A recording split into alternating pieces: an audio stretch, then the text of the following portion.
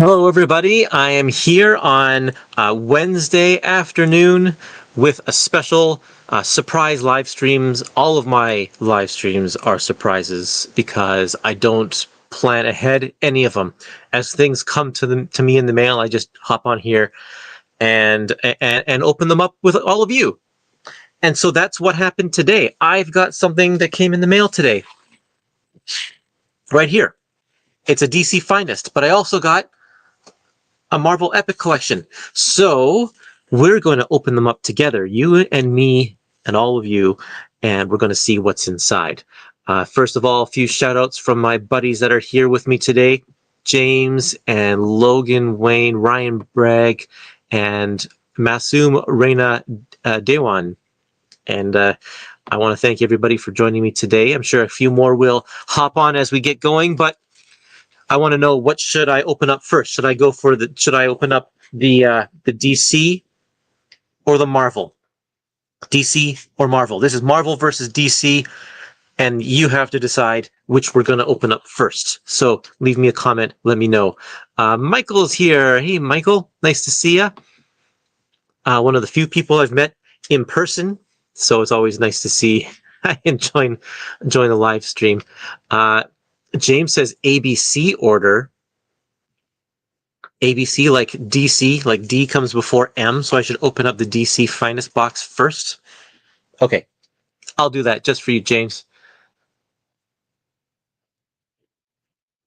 Ryan says DC as well. Michael says DC.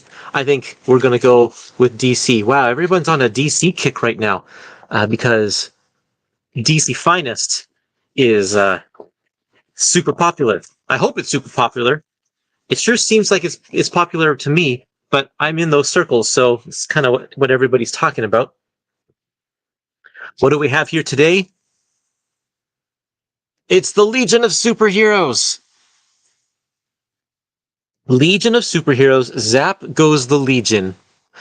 Look at that great cover with Superboy on there. Of course, Superboy was the home of the Legion of Superheroes for a long time. This collects Adventure Comics 374 to 380 and 403. Adventure Comics was the home of Superboy, and so Legion of Superheroes would show up in the Superboy stories there. And then also Action Comics 378 to 387 plus 389 to 392. And Superboy 172, 173, 176, 183, 184, 188, 190, 190, 193, 195, and 197 to 203. That is a lot of single individual issues because they were not as regular as they should have been at the time. So, what does this say here? The 30th century is a wondrous and dangerous place. These are all the years that are covered in this one. It's 1968 to 1974. There's a look at the Legion on the side there. Now, this, I know lots of people love the Legion of Superheroes. Jess Bragg and like Omnidog and Lars talk about it all the time, being fans of Legion. I only really know them from their appearances on like the various different DC animated cartoons, and also they were in Smallville for a couple of episodes, and that kind of stuff. That's how I know the Legion. I don't really know these stories very well, but it's going to be interesting to check this out and learn about these superheroes. There sure are a lot of them. I think that was the point, right? So there's a table of contents. As always, they credit the cover artist plus the writers and artists and letterers. Since there are a lot of individual stories, the credits are 3 pages this time, just because there are so many individual stories.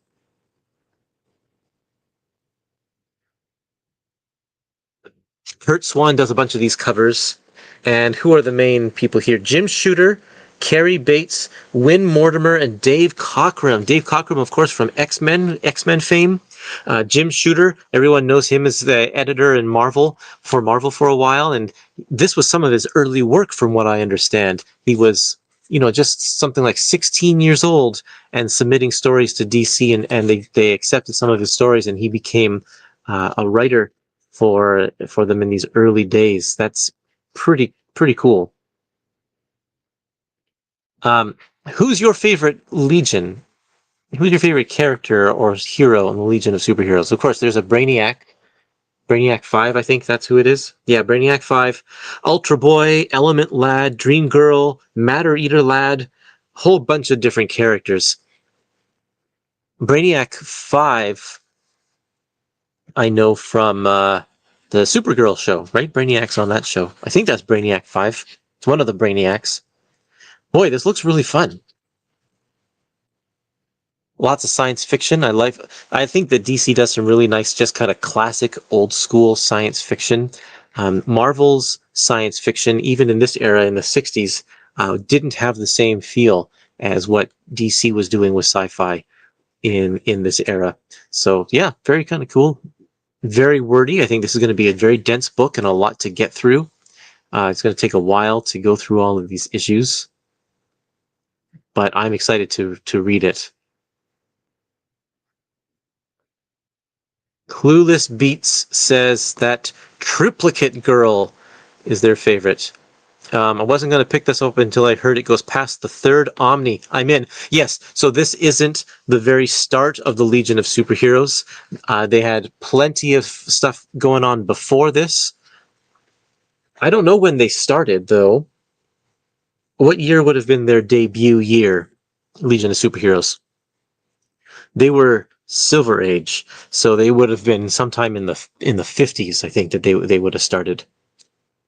But yeah, there it is. There's the Legion of Superheroes on the side, the back cover. As usual, no. Oh, there's a cool page right there. Look at that double, sort of a 3/4 splash. As usual, there are no bonus features at the back of the book. Actually, we do get these covers for a reprint series. So that's kind of cool.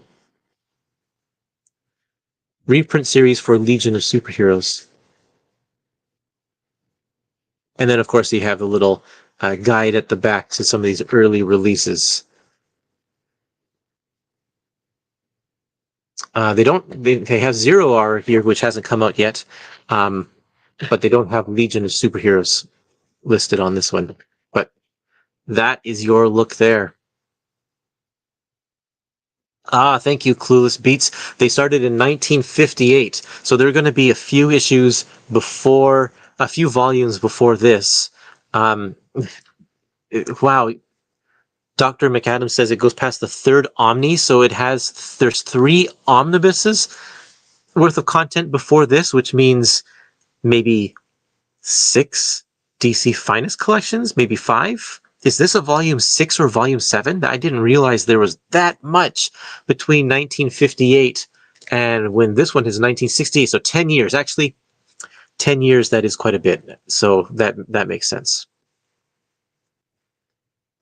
Oh, it's not Dr. McAdams, it's D.H. McAdams. Sorry about that, D.H. McAdams. Doug. Yeah, that's Doug. I still say Bouncing Boy's main power was marrying Triplicate Girl. Oh, they are skinny omnis, about 600 to 700 pages. So if this is 600 pages, like, what is this one? Yeah, this was 563 pages. So we're maybe 4 volumes. This is probably volume 5 then. That's what I'm thinking here. When do you think we will get part 3 of the Amazing Spider-Man Clone Saga epic? Sometime in 2025? Probably. Let's see here. Where's my schedule of events? So the Clone Saga books, one was scheduled for late 2023 and then got bumped into 2024, and then one was in late 2024, which just came out recently. So I'm going to guess that yes, there will probably be another Clone Saga volume late 2025. It hasn't been announced yet, but it will be at some point. There we go. Let's see here. I hope that they add other Legion story arcs like the Great Darkness Saga and the Pharaoh Lad arc. If I would imagine they would. I mean, I don't know those stories per se, so I don't know how they relate. But if they're Legion stories, then I sure hope they appear in the Legion of Superheroes DC Finest line. I think that would make sense to me. Okay, let's see here. August and September 2025. I'm not announcing that today, but Omar and I were just talking about that today, actually. We're going to probably schedule that for next Thursday, 1 week from today. And what time? 11:30 Eastern, which is 8:30 Pacific. That's when we are going to do new Epic Collection announcements. Next Thursday on the Near Mint Condition channel. Okay, we have a Marvel Epic Collection in this box. I'm going to open this one up for us to have a look. Hey, Kurtis, this is non-epic, a non-finest question. Are there plans for better or for worse reprints? The first 6 volumes are mostly unavailable.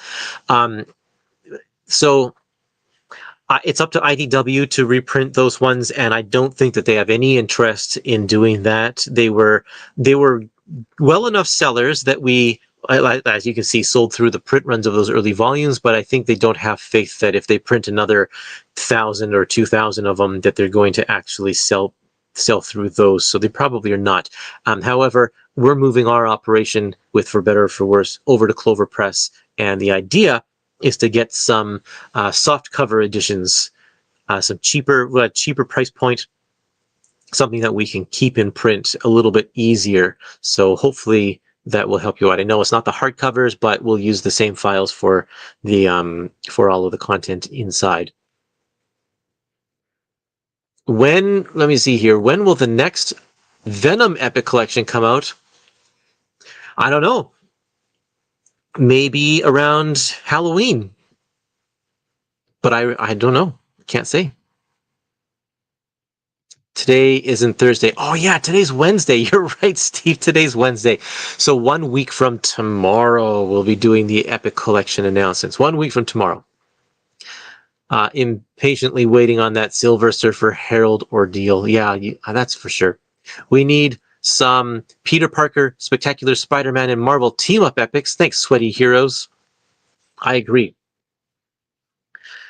You looking forward to the X-Men God Loves Man Kills Epic Collection? I got that one recently, and it is so great. People, like, it's probably, quite possibly, the best Epic Collection of the year.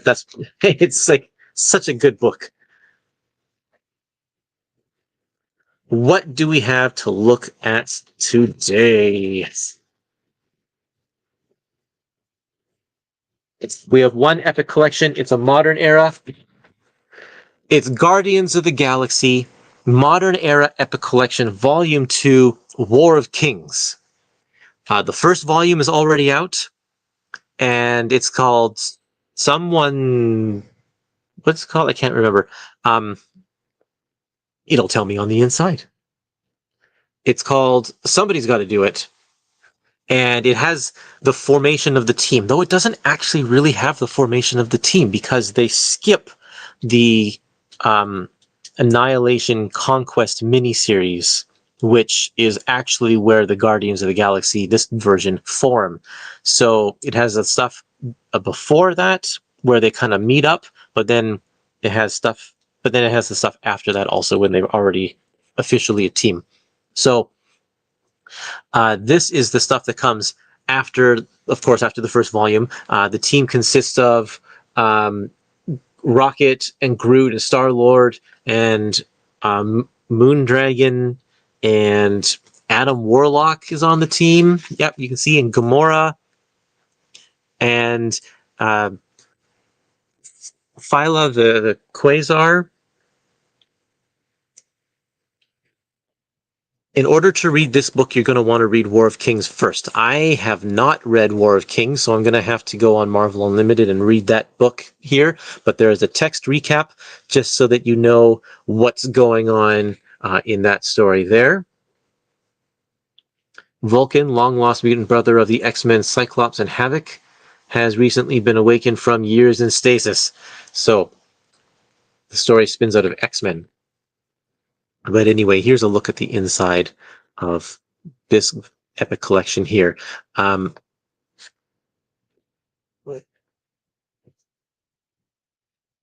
This is Dan Abnett and Andy Lanning as the co-writers, with Brad Walker doing a lot of the artwork. Wes Craig, they're kind of trading off arcs, it looks like. And yeah, it looks explosive. Doesn't it look very explosive? And there's Medusa, so there's some Inhumans in here. I never read Marvel Cosmic. Never really interested me, but these epic collections have been forcing me to step out of my comfort zone a lot of the times. And there's a what's his name? Starhawk? One of the original. Oh yeah, he was in the first volume too. One of the original Guardians of the Galaxy from the future. I think Vance Astra was in the first volume as well, if I remember. It's been a long time since I've read it now, almost a year. Kang, that's great. Yeah, like I said, the epic collections are making me step out of my comfort zone and read stuff that I normally wouldn't really read, and that includes Marvel Cosmic, and includes a lot of this modern stuff, and I've been really enjoying it. There's some fantastic stuff here. The first volume of Guardians is a lot of fun, and oh, that's kind of a cool picture. So that Magus? No, what's his name? Oh yeah, Magus. It is Magus. The evil version of Adam Warlock. Oh, Cosmo. You remember Cosmo if you've seen the Guardians of the Galaxy 3? Yeah, a lot of fun stuff there. Thanos is going to make an appearance in this book. That's cool. Hope there's no spoilers here because I'm just flipping right through here. Nova. Epic shot. Look at that. That is very cool. Yeah, so these are all characters that never really touched when I was a kid. I stayed with like Spider-Man and Fantastic Four. But oh, wow. This is pretty epic stuff. So I'm going on a trip over Christmas to visit some family, and I'll probably take this on the plane, read it on the plane. What bonus features are here, you ask? I heard you ask.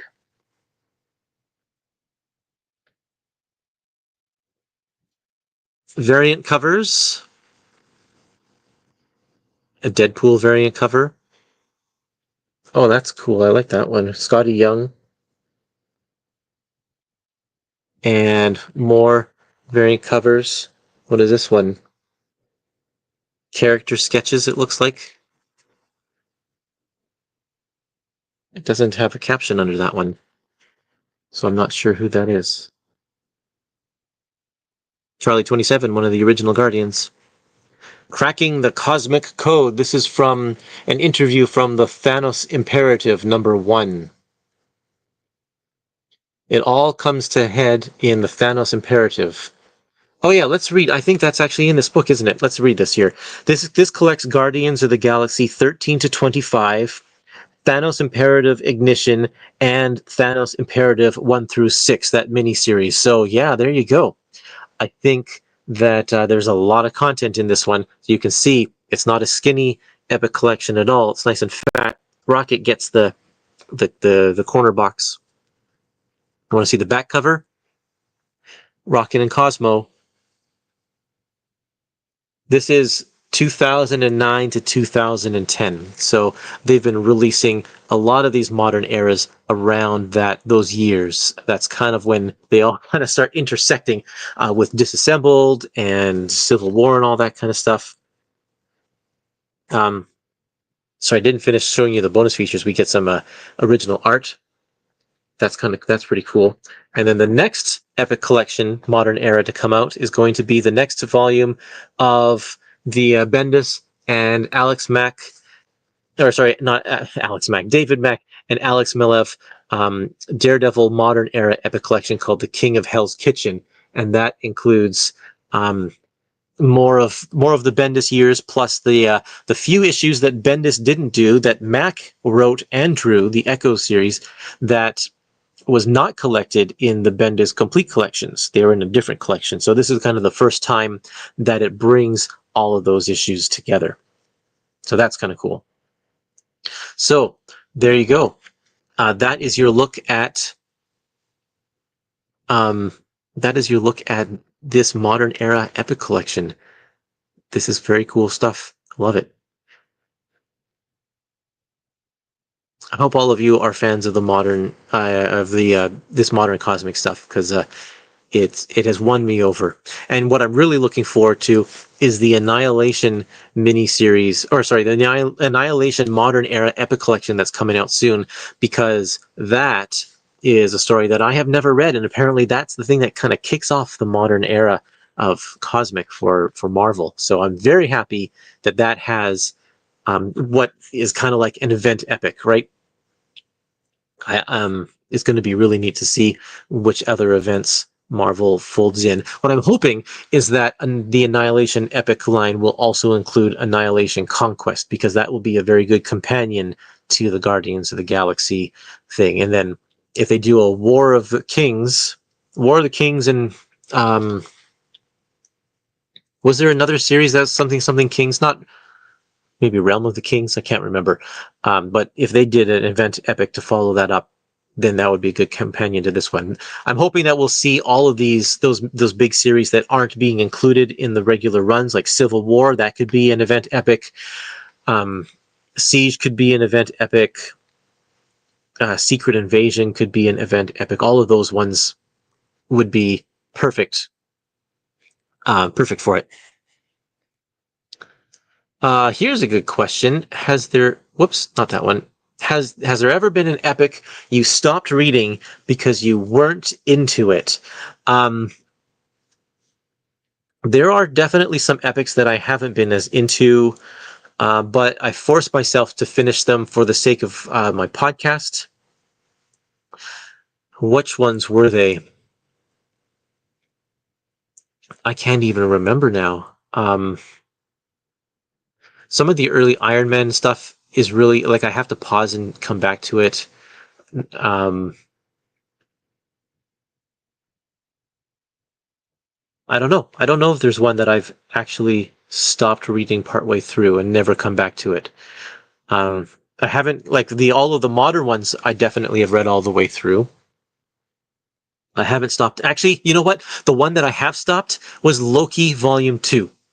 Didn't care for that one at all. I got through part of it and then just stopped reading it, and I never went back to it. So there's your answer right there. Loki Volume 2, that's the Journey into Mystery era. Matt Fraction, I believe. Maybe it's after Matt Fraction. And then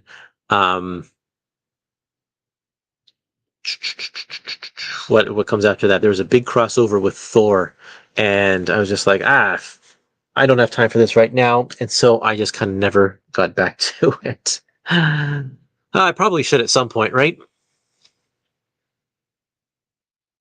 What did you think of the Green Lantern DC Finest? I just saw Dom of X's overview. I haven't read much of it yet. I've only read maybe the first couple of stories, but so far, so good. I like it. It has a very similar feel to Flash, which I really loved. I really loved the Flash, the Silver Age Flash stuff. Thought that was a lot of fun. And I think that it's the same writer, right? John Broome does a lot of that stuff for Green Lantern. So, yeah. Oh boy. Loki Volume 2 is one of the emotionally devastating endings in a Marvel comic ever. It's a masterful run. Maybe I should plow through it. I wasn't the biggest fan of Volume 1, but I should go back and finish it, because I like to be informed about those kind of things. So here's another question. I'm also not into cosmic sci-fi stuff, and recently somebody asked, how is that possible when a lot of comics are inherently sci-fi? and I didn't really have an answer. What would you say to that? Well, yes, a lot of comics are inherently sci-fi, but not all of them take place in space. Like Spider-Man is definitely, I mean, that one maybe leans more on the fantasy side of things. It's not grounded as much in sci-fi, but it doesn't take place in space. Even Fantastic Four, where they go into space a lot of the times that the actual fact that they're in space isn't the focus. Whereas something like, this Guardians of the Galaxy, the cosmic stuff, cosmic beings, and all of that kind of stuff, cosmic powers, definitely a focus of that book. Um, Within sci-fi, there are different genres even, and so some Marvel comics will fall into different genres of sci-fi. Um, Silver Surfer is a very, very different book than, let's say, what's another sci-fi out there than Guardians of the Galaxy. But yeah, I mean, sci-fi also doesn't have to take place in space. Sci-fi can take place on Earth, and so I don't know. X-Men, Avengers, with all of their technology, is definitely sci-fi in a sense. I think superheroes skew more toward the fantasy side of things, and that is one of the reasons why it's fine to like that, but not sci-fi, because it's all still fantasy. Here's my Terry and the Pirates question. I always get to bring it up in one of these live streams. Is the extra volume 13 of Terry and the Pirates needed to complete the spine picture? Yes, it is. Um, it is. It does have part of the spine picture on here. Volume 13 doesn't have any story parts in it. It's all kind of behind the scenes. The whole book is a history of the comic strip with a look at the different artwork and stuff over the years. But they did plan it that way specifically so that um, people would have to buy, that and fill in all of the ones in between in order to get all of the volumes and complete the picture. That's what happens with those spine connecting covers. You have to kind of get them all, right? Volume 13 is not something that's available in your local comic shop or on Diamond. I think that there were some available bundled with Volume 1, like on Amazon or something like that. But nowadays, I think you'll have to get that straight from the Clover Press website. I can't remember if it only comes with Volume 1 or not. When voting to reprint books, how long is the turnaround from voting and Marvel printing them?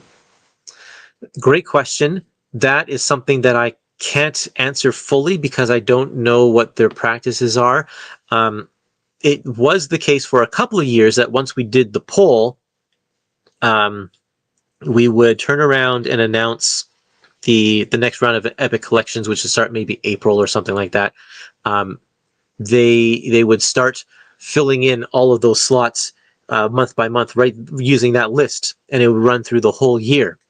But this year's been different. They've only had about one reprint per solicitation, and so the reprints have slowed down. It was two per month for a while, but now it's just one. I'm not sure exactly why. I don't know if their intention is to ramp that back up again. But Omar and I will still do a poll in February, as we usually do, to determine what are the most sought after out of stock Epic collections. And then we will hand that list over to Marvel, and then they will do whatever they want with it. Sometimes maybe they'll listen to us, maybe they won't. I'm not sure. Let's see here. What else do I have to show you? I don't have a whole lot here. Today we talked about two books. We talked about Legion of Superheroes, DC Finest, which looks like it's going to be a lot of fun. And then we also have Guardians of the Galaxy 2, outer space themed books. And this one in particular takes place in the future. So, yeah, I don't know, short and sweet live stream. I'm glad that you're all here. It's been a little bit of a chatty bunch, which is really nice. Um, I should be hopefully. I'll have another live stream soon enough with Zero Hour. I think that's coming in the mail pretty soon as well. And this is going to be a lot of fun to read. Um, I hope that everybody is enjoying these books still. They are taking up a lot of space, but boy, I sure like having access to this old content. Um, the fact that both of these companies are um, doing a lot to preserve this old history and their legacy is just amazing, and especially because DC's history goes back so far, 1938, and even before that. So the fact that we're getting all of that is really good. I'm also happy that Marvel has decided to let other companies print the stuff that they themselves aren't that interested in doing. And so we have Fantagraphics picking up, uh, doing a couple of different lines. One of them is the Atlas line, and I love that. The Atlas is the comic company that existed before they changed their name to Marvel Comics in the 60s. And so no superheroes in that stuff, but a ton of great content still, fun stories of all sorts of different genres, and they're like 4 volumes in now, I think. And then they're also going to be doing one called Marvel. I can't remember if they call it Marvel Rarities or oh no, Forgotten Marvels, I think maybe Forgotten Marvels. But anyway, picking up some of the stuff, the horror titles and the one-off titles, the humor titles that Marvel doesn't care about because they aren't superheroes. So they are allowing that stuff to be reprinted in different ways, and that's really, really awesome. What has? Oh yeah, there you go. The Lost Marvels. Thanks, Steve. That's what it's called. Lost Marvels. Look it up on Amazon. I think the first volume is solicited now. What has been your favorite volume of DC Finest so far? My favorite one has been Batman, year one and year two. And not just because of year one, which is a masterful story, but the whole volume is really great. It has a ton of variety. It has like throwback issues by Mike Barr and Alan Davis, which are a lot of fun, featuring a lot of the um, famous villains, Two-Face and Catwoman and Joker and all that in their classic form. It has year one, of course, and year two as well, which isn't a bad story. Not doesn't hit as heavy as year one does, but it's still pretty fun. Um, and also the Max Allan Collins stuff with Jason Todd, kind of the origins of that character and how he became Robin. Really neat stuff. My favorite story in that volume, and I said this on Dom's live stream the other day, so maybe you heard me say this already, is the Batman annual that's in there, written by Alan Moore, and it's about Clayface. And Clayface, he's hiding out in a department store, and the love of his life happens to be a mannequin. And he is totally taken with this mannequin, and it hides out during the day, and every night he has the greatest time taking his lady love on dates on different parts of the department store. And it's a really, really good story. Um, yeah. I watched your Ultimate Spider-Man Epic Collection video. How many volumes will there be? There are going to be a lot of volumes because they're only collecting 2 story arcs per volume, kind of like how they did with the old Ultimate collections, they called them. Well, there were like 17 of those, I think.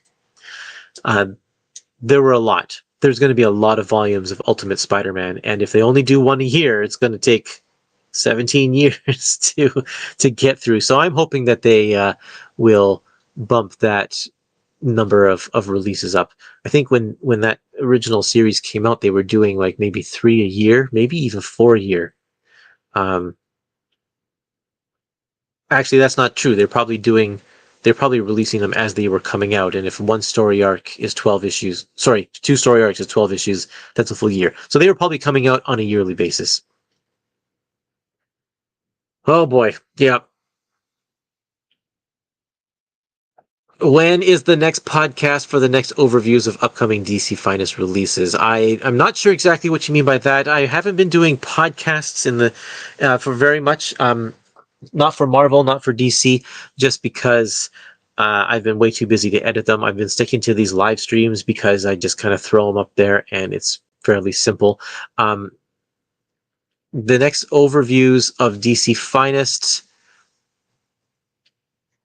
I'll have to figure out something to do with that. I am toying with the fact of rebranding all of this from the Epic Marvel podcast to just the Epic Comic podcast so that I can ditch all of those DC social medias that I created, because the DC Finest ones, because I just don't want that many. It's too many to keep track of. I have the Ultimate Spider-Man hardcovers, and if they map them the same way, it'll mean 14 to 15 volumes. Yep, they'll probably do that. 14 to 15 volumes of that, plus Cataclysm and the Death of Spider-Man omnibus that kind of concludes the series. Spoiler alert. That one will be a couple of volumes as well. So yeah, there's probably, I would say, probably 16 or 17 volumes. There we go. You know what? I'm going to wrap it up. This has been a great live stream. Thank you for everybody watching. We have, just a reminder, 2 books that I got today. This one comes out in January, the first week of January. This is the official first release of 2025. And this one should be out next week. It's the Legion of Superheroes. Zap Goes the Legion. Some of you should be getting it in the mail already if some places are shipping it out early, like I got mine from Indigo. But anyway, that's it for today. Thanks everybody for watching. It's been great fun hanging out with all of you, and I hope you have a good rest of your Wednesday. See you later.